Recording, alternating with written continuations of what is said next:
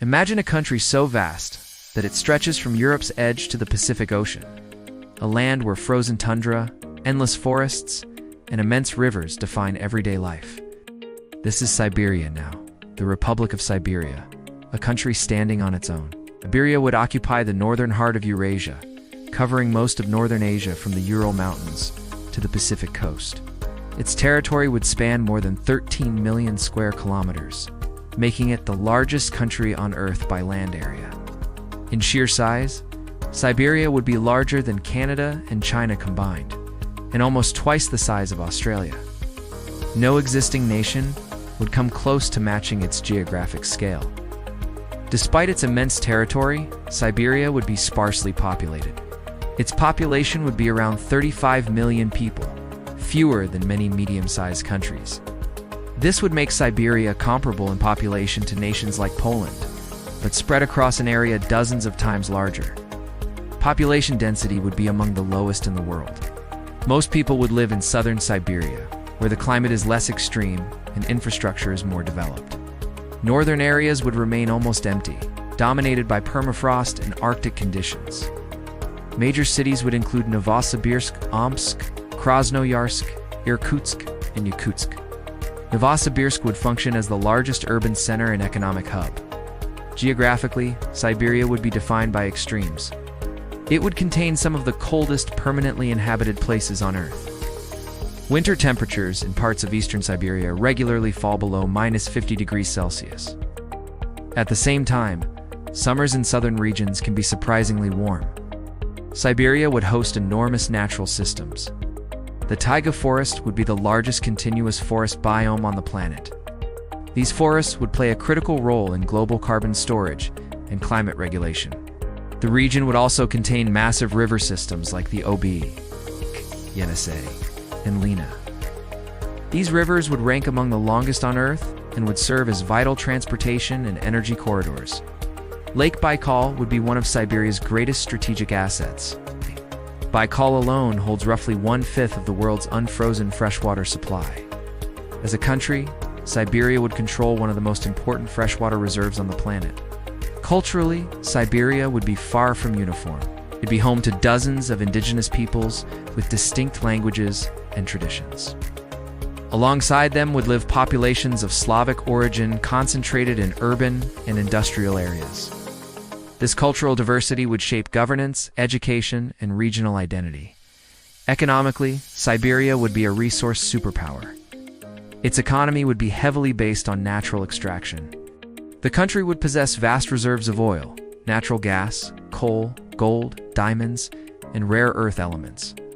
Energy exports would be the backbone of national income. In terms of natural gas, Siberia would rival countries like Qatar and Iran in reserves. Its oil production would place it among the top energy producers globally. The gross domestic product of Siberia as a country would likely exceed $1.5 trillion. This would put it in a similar economic range to countries like Spain or Australia. However, its wealth would be unevenly distributed. Resource regions would generate enormous revenue, while remote areas would remain underdeveloped. Industrial centers would focus on mining, metallurgy, energy processing, and heavy manufacturing. Technology and services would play a smaller but growing role in major cities. Agriculture would be limited by climate, but still significant in southern Siberia. Grain production, livestock, and forestry would support domestic needs and exports. Infrastructure would be one of Siberia's greatest challenges. Distances between cities would be vast, and climate would severely strain transport systems.